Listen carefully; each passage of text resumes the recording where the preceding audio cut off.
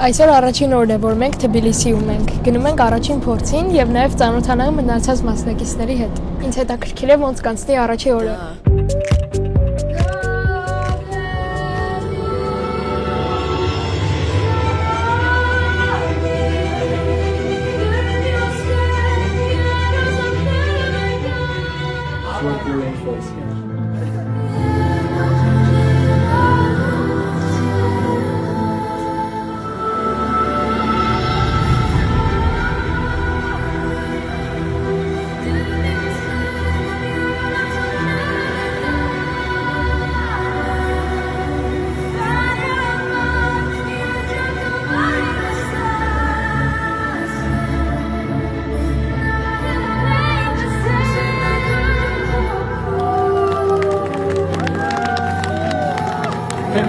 Thank you, Albert. It was a pleasure. Well done.